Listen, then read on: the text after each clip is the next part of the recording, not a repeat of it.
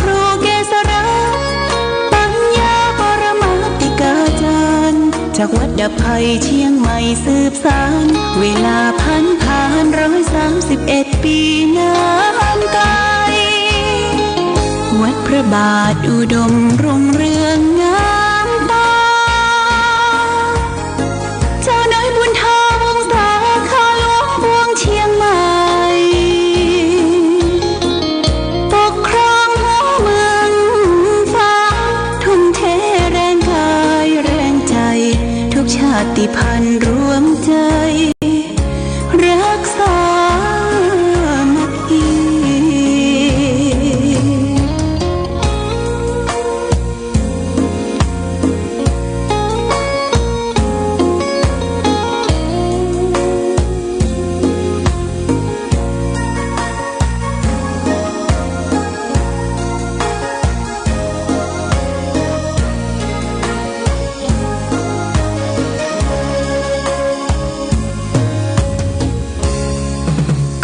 เป็นวัดร้างโบราณ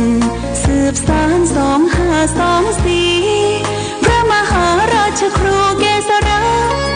ปัญญาปรมาติกาจารย์จากวัดดับภัยเชียงใหม่สืบสานเวลาผ่าน131 ปีนานไกลวัดพระบาทอุดมรุ่งเรืองงามตา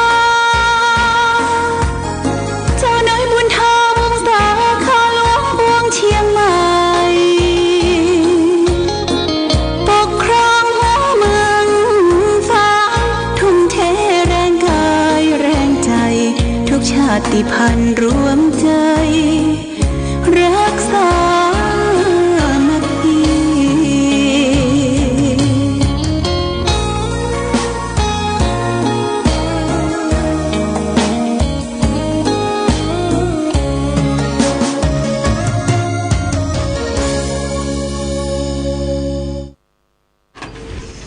เจริญสุขศรัทธาสาธุชนญาติโยมท่านพุทธบริษัททั้งหลายวันนี้รายการธรรมะประทีปส่องต่างก็ได้มาพบปะกับพ่อแม่พี่น้องศรัทธาสาธุชนท่านผู้ฟังแห่งครั้งหนึ่งวันนี้เป็นวันพฤหัสบดีที่19เดือนกุมภาพันธ์พุทธศักราช2569ซึ่งตรงกับเดือน3ใต้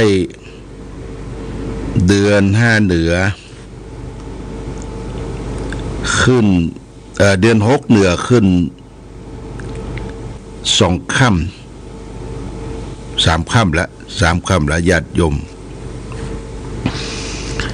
อากาศวันนี้ท้องถิ่นต่างภาคเหนือตอนบนตั้งแต่แม่ฮ่องสอน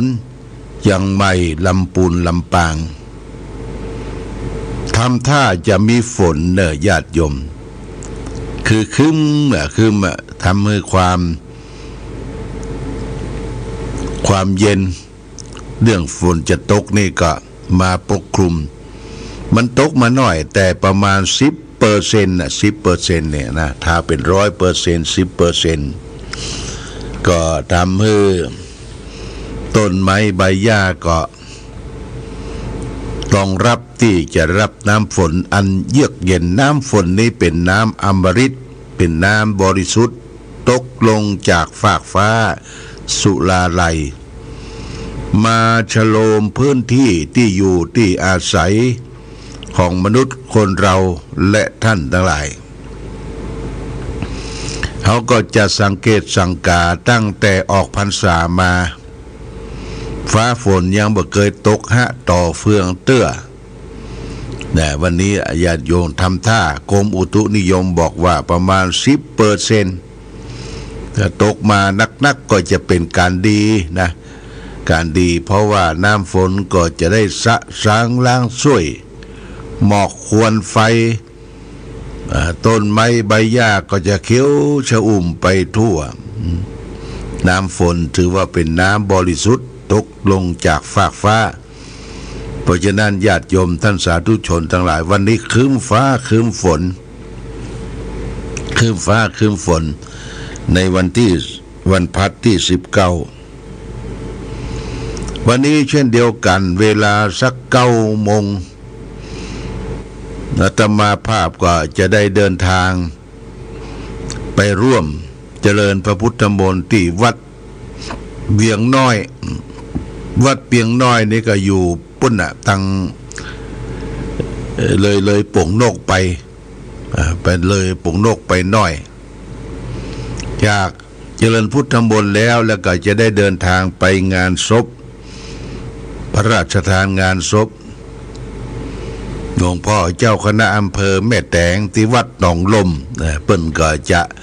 มีพระราชทานเพลิงศพในวันนี้ตอนบ่ายก็อย่าปิกวาก็ปุณค่ำว่าประมาณสัก 4-5 โมงเย็นนี่ก็แจ้งญาติโยมท่านสาธุชนตั้งหลายรับทราบไปเอววัดเอววาบาเจอก็บอกว่าหลวงพ่อไปภารกิจในวันนี้2 ที่หนึ่งก็ที่เมืองฝางเฮาที่ตำบลแม่คะวัดเวียงน้อยที่2ก็คือที่วัดหนองลมอำเภอแม่แตงอันนั้นคืองานพระราชทานเพลิงศพวันที่19ญาติโยม19เกิงค่อนของเดือนกุมภาพันธ์แล้ววันที่20นี่ก็จะได้เดินทางไปกับคณะสงฆ์ 2-3 รูปไปเจริญพระพุทธมนต์ที่วัดม่วงอ่างทองในวันที่21นะเดินทางไปวันที่20ไปขึ้นเครื่องบินที่เชียงรายเดินทางไปนอนพัก1 คืนรุ่งขึ้นวันเสาร์ที่21นี่บ่ได้อยู่วัดญาติโยมนะก็วัดเฮาก็ยังเปิดบริการทำบุญวันเสาร์เจริญพุทธมนต์ก็เชิญญาติโยมทุกท่านมากันมากันวันเสาร์มีพระมีเณรมีครูบาอาจารย์คอยต้อนรับญาติโยมเสาร์วันที่21หลวงพ่ออยู่ที่วัดม่วงพระเจ้าใหญ่จังหวัดอ่างทองก็จะปิกมาเมื่อคืนแล้วก็ลวดไปมุทิตาสักการะเจ้าคณะตำบลป่าแดดแม่สวยเพิ่นทำบุญสุนทานในตอนเย็นปิกมาก็ลวดไปวันที่22วันอาทิตย์นี่ก็ทางครูบาเจ้าเทืองแม่แตงวัดบ้านเด่นแม่แตงเปิ้นจะทำบุญอายุวัฒนมงคลครบรอบ63 ปีครูบาเจ้าเทืองจะทำบุญครบรอบ63 ปีก็จะได้ไปเจริญพุทธมนต์ที่วัดบ้านเด่นเมืองแกนนี่ก็แจ้งญาติโยมท่านสาธุชนทั้งหลายรับทราบโอกาสที่ได้มาพบนี่ญาติโยมเครื่องทรงวิทยุเฮานี่ก็วันนี้คงจะเป็นปกติแต่ว่าช่างใหญ่ช่างยุทธบอกว่าหลวงพ่อบ่ได้ออกสดเด้อกำลังมาปดมาแปลง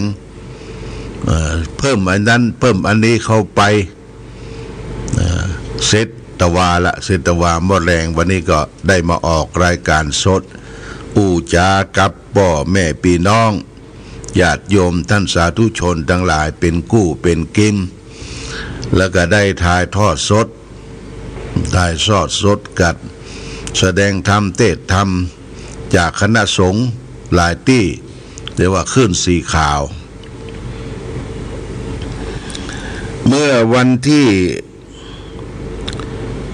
17นะวันที่17นี่ก็ได้ถ่ายทอดของคณะสงฆ์ตำบลปงน้ำร้อน เปิ่นได้ตั้งทำเต้ทำที่วัดมัทุรวาสต้นพึ่งหลวงพ่อก็มอนิเตอร์ฟังตั้งแต่วันที่16-17แต่ฟังก็รายการถ่ายทอดก็ผ่านไปด้วยความเรียบร้อยดีงามก็เสียงชัดเจนดีได้ยินน้ำเลียงเสียงปากตุเจ้าพระสงฆ์สังฆะที่มาเทศนาธรรมรู้สึกว่ามีพระสงฆ์ที่เป็นนักเทศเนี่ยใหม่ๆเทศระบำเทศลำนำธรรมขึ้นกราบลงกราบแล้วก็เทศธรรมมีหลายตนหลายองค์ในอำเภอฝางอันเนี้ยได้ขึ้นชื่อหรือนามฝึกหัดใหม่ก็แทนตุเจ้าประสงค์องค์เก่าอย่างหลวงพ่อก่อนการมาเทศธรรมมหาราชประเดี๋ยวนี้ซุ้มเสียงการใช้เสียงมันก็ก่อนไปสั้นไปญาติโยมนะก็มีองค์ใหม่มาเทศมาแทนก็เป็นสิ่งที่น่าอนุโมทนากับพระลูกพระหลานที่ได้สืบสารแสดงธรรมเทศธรรมที่ได้ฟังถ่ายทอดในวันที่16-17ที่ผ่านต้นมาอนิโมทนาสาธุญาติโยมท่านสาธุชนทั้งหลายเสียงธรรมนี่เป็นเสียงสวรรค์นะเสียงธรรมเป็นเสียงสวรรค์จะเทศธรรมบรรยายจะเทศธรรมเนื้อธรรมข้าวอะไรยังก็ตามเรามักจะได้ยินตั้งแต่3 โมงครึ่งเป็นต้นมาเนี่ยตุลุงยองจากปุ้นจากอำเภอแม่วางก็เพิ่งก็ออกมาปกปะญาติโยมอดตาลับครับตานอนสรรหาธรรมะมาแจกคือแก่ศรัทธาญาติโยมในขณะที่เปิ้นเทศเปิ้นแสดงธรรมเฮาก็ยังนอนอยู่นะฟังไปพอตี 5ปุ๊บก็ลุกมาล้างหน้าล้างตาแล้วก็ได้ไหว้พระสวดมนต์ตี 5:15 นาทีเสร็จแล้วก็ปกติก็ฟังข่าวการบ้านการเมืองฟังข่าวเรื่องนั้นเรื่องนี้แล้วก็เอาเข้ามาออยฮื้อนกนี่ปกติหลวงพ่อนะเอาเข้ามาออยฮื้อนกวันนี้ข้าวสารไม่ได้เตรียมไว้ก็มีข้าวหลามเผาไว้นี่ก็เอามาแจ่น้ำออยฮื้อนกที่มานี่ก็มีนกพิราบนกกอแก่นะนกพิราบนกกอแก่แล้วก็นกเขานกเอี้ยงก็มีส่วนหนึ่งที่มากินของข้าวสารอาหารแห้งที่ต่างวัดได้จัดให้เนี่ยเป็นประจำนะทุกเจ้าญาติโยมแต่มันก็คือรางวัลแก่เจ้าของตี้ได้ขันเศร้าได้ห้องขันเศร้าแต่นกกอแก่นี่บ่ขันเลยนกกอแก่นี่เขียงกุ๊กเนี่ยมันบัดเสียงบ่ดังที่เสียงดังก็คือนกเขาที่สันเศร้าเสียงท่องกันทำให้เป็นธรรมชาติที่อยู่ที่อาศัยนี่นกแล้วก็ยังมีไก่ญาติโยมที่ไก่นี่ก็ทำเป็นกรงใหญ่ยาวไว้หลังกุฏิไก่นี่จะขันอยู่3 เตื้อ 3 ราง3 เตื้อ 3 ราก็คือขันตั้งแต่เที่ยงคืนนี่ขันละขันเที่ยงคืนใกล้แจ้งตี 4นี่ขันรอบละ5 โมงนี่ไก่ขันเลยละ5 โมงนี่ไก่ขันเลยใกล้แจ้งแล้วบอกคือทุกคนได้ตื่นมาต่อสู้กับชีวิตเขาได้ยินเสียงไก่ขันนี่โอ้มันหวนไปถึงธรรมชาติแต่ก่อนบ้านเฮาเมืองเฮามีไก่ขันบอกเวลาถึงเวลาแล้วถ้าหน้าหน้าหนาวหน้านาก็ออกทำไร่ทำนากันไก่เป็นนาฬิกาของคนโบราณญาติโยมเลี้ยงไก่ไว้ จะเป็นไก่แจ้ไก่โจรไก่อูก็ได้นะเลี้ยงไว้ประดับประดาในบ้านในจองของเราและท่านทั้งหลายอันนี้ไก่เป็นสัตว์เลี้ยงของมนุษย์คนเฮาไก่ป่านะไก่ป่าก็มีไก่บ้านก็มีไก่ป่าที่บนพระเจ้าหลวงพุ่นเด้อมันมาเด้อจะไปยิงจะไปทำร้ายมันฝากคือแก่ผู้ปกครองดูแลตำบลโป่งน้ำร้อนช่วยสอดส่องดูแลที่พระเจ้าหลวงไก่ป่าเป็นหมู่นะโอ้เขาบะไปทำร้ายมันก็คุ้นเคยมาเสาะกินข้าวก้นบาทเสาะอย่างนี้ไก่ป่ามีแล้วก็ยังมีหมูด้วยหมูป่านี่ญาติโยมนะเป็นป่าที่อุดมสมบูรณ์หลังวัดพระเจ้าหลวงวัดพระธาตุศรีมหาโพธิโพธารามถึงวัดพระเจ้าหลวงนี่กับประเพณีที่เขาจะทำบุญกันก็คือวันที่24เดือนเนี่ยญาติโยมเนี่ย24เดือนนี้ประเพณีถวายดอกไม้พุ่มดอกไม้ถวายพุ่มดอกไม้เพราะว่าหน้านี้เป็นดอกไม้สวยจดงดงามสวยจดงดงามเขาก็เก็บดอกไม้ตามธรรมชาติมาใส่แจกันแป่งพุ่มดอกไม้หรือไปซื้อตามท้องตลาดถึงมันสวยจดงดงามขึ้นก็ได้ก็ขอเชิญชวนทุกหมู่บ้านในเขตตำบลโป่งน้ำร้อนพ่อหลวงบ้านแม่บ้านกลุ่มแม่บ้านองค์การบริหารส่วนตำบลอปต.สถานการศึกษาวันที่24เนี่ยตรงกับวันพระที่24นี่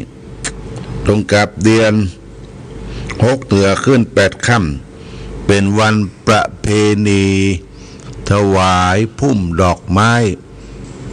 ของพระเจ้าหลวงวัดพระธาตุศรีมหาโพธิโพธาราม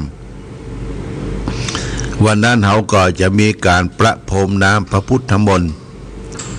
น้ำพระพุทธมนต์นั้นไม่สามารถที่จะขึ้นประพรมได้เขาต้องอาศัยโดรนนะอันนี้ก็ขอฝากไปทางเลขาเจ้าคณะตำบลวัดชัยมงคลเนอะวัดจตุปีบูมช่วยประสานติดต่อกับเจ้าของที่มีโดรนล้างคัดฉี่มดที่ไปพ่นยาอย่างล้างคัดฉี่แล้วก็ใส่น้ำส้มปล่อยกรองเรียบร้อยใส่น้ำอบน้ำหอมพอได้เวลา9 โมงป่าย9 โมงเกินก็โดรนก็จะขึ้นไปพรมน้ำพระพุทธมนต์หน้าที่องค์พระเจ้าหลวงองค์พระเจ้าหลวงของประจำเมืองฝางเฮาพระพุทธฤทธานุภาพประธานพรอยู่บนวัดพระธาตุศรีมหาโพธิโพธารามนะเชิญชวนเพราะว่าวันนั้นเฮาได้อาราธนานิมนต์ตุเจ้าพระสงฆ์สังฆะภายในตำบลโป่งน้ำร้อนม่อนปินและก็ตำบลเวียงเป็นบางวัดดูเหมือนจะจำนวน24รูปท่านเจริญก็ประกาศว่าสังฆทานนั่นก็สั่งละ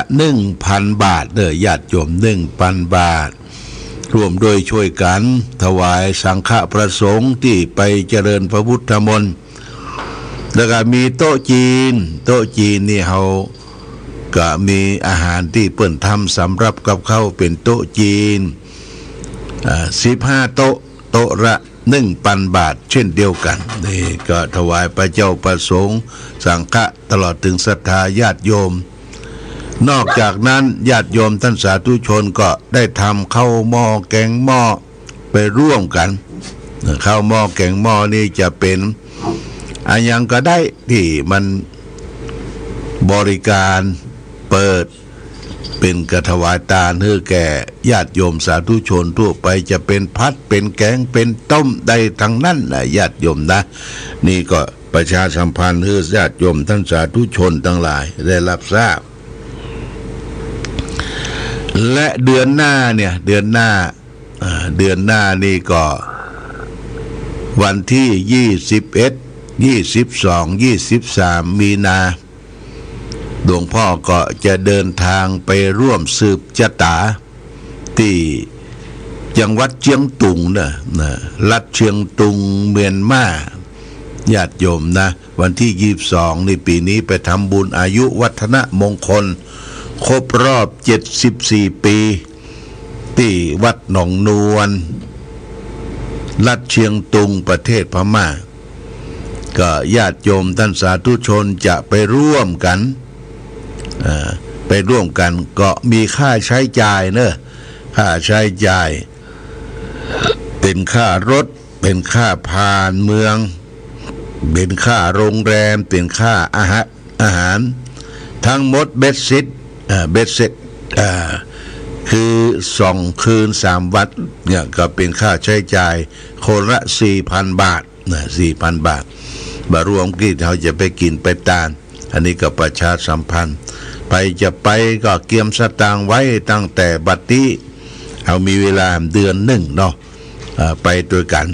ไปทัศนศึกษาไปเรียนรู้ไปดูแหล่งของวัฒนธรรมที่เมืองเชียงตุงได้อาราธนานิมนต์ครูบาทั้งหลายทั้งปวงในเชียงตุงนะเป็นผู้ที่ได้เจริญพระพุทธมนต์ภาษาเชียงตุงนะโอ้เปิ้นเจริญพุทธมนต์สวดมนต์ยาวญาติโยมยาวกว่าบ้านเฮาอันนี้ก็ขอเชิญชวนไปร่วมกันเอาละวันนี้ได้มาพบญาติโยมก่อนจากการจะฝากหลักธรรมะ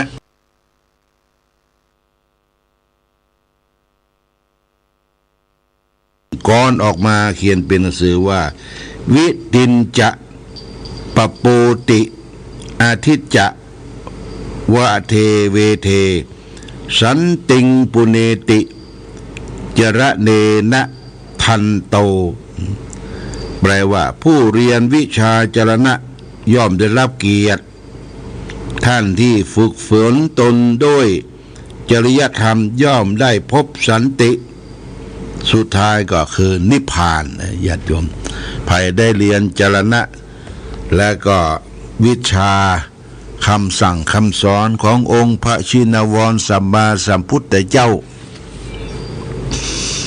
ไหว้พระสวดมนต์ทุกวันเนี่ยย่อมได้รับเกียรติญาติโยมได้รับเกียรติเป็นผู้ที่ฝึกฝนตนด้วย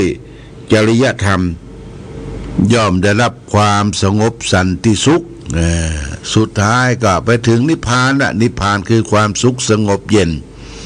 เพราะฉะนั้นญาติโยมจะไปประมาทอย่าไปประมาทไหว้พระสวดมนต์เป็นอาจินประจำถือว่าเป็นนิสัยก็คือสิ่งที่เราทำเป็นประจำนะขาดไม่ได้นะญาติโยมนะไหว้พระสวดมนต์มีภารกิจอย่างก็ละทิ้งไว้ก่อนถึงเวลาก็ละทิ้งไว้ก่อนอย่างค่ำมาเฮาจะเข้านอนเนี่ยทุ่มหนึ่ง7 โมงนี่ก็ต้องไหว้พระละญาติโยมไหว้พระไปถึง7 โมงครึ่งก็นั่งเจริญสมาธิภาวนาตื่นขึ้นมาตอนเช้า5 โมงมีเวลาล้างหน้าล้างตาคัดชีชวีวันแปรงฟันและเข้าห้องพระก่อนนะไหว้พระก่อนอรหังสัมมาสัมพุทโธภะคะวานะโม3 จบแล้วก็ไหว้คุณพระพุทธพระธรรมพระสงฆ์ไหว้คุณพ่อคุณแม่ผู้มีอุปการะคุณเราปล่อยบ่ไหว้เฮาไหว้นะญาติโยมคนไหนไหว้น่ะคือคนรักษาวิชาจรณะสัมปันโนคือรักธรรมคำสอนของพระชินวรสัมมาสัมพุทธเจ้าเราก็จะได้รับความสงบและเป็นผู้มีเกียรติเป็นผู้มีธรรมความสงบเนี่ยเป็นสิ่งที่นำมาให้ความสุขตลอดถึงที่เราจะได้มีความสุขแต่ก็คือความสุขสงบเย็นก็คือพระนิพพานนั่นเองนี่ฝากไว้เอาละวันนี้รายการธรรมประทีปส่องตางได้มาพบก็พอสมควรแก่กาลเวลาก็ขออนุโมทนาสาธุกับสถานีวิทยุขึ้นต่างๆที่ได้เกาะเครือข่ายจอยไปบอกบุญไปท่านได้ชื่อว่าเป็นผู้เผยแพร่ธรรมท่านหนึ่ง ได้เผยแพร่ธรรมคำสอนของพระสัมมาสัมพุทธเจ้าได้บุญได้กุศลขออนุโมทนากับทุกสถานีทุกภาคส่วนมาณโอกาสนี้วันนี้รายการธรรมประทีปส่องต่างได้มาพบญาติโยมท่านสาธุชนทั้งหลายก็พอสมควรแก่กาลเวลาขอความผาสุกความมีธรรมจงบังเกิดมีแก่ศรัทธาสาธุชนญาติโยมทุกท่านรายการธรรมประทีปส่องต่างต้องขอลาก่อนขอผู้ฟังจงตั้งมั่นจิตหันษาด้วยธรรมะขององค์พระพุทธาได้นำพาให้เกิดความสุขสงบเย็นขอเจริญพร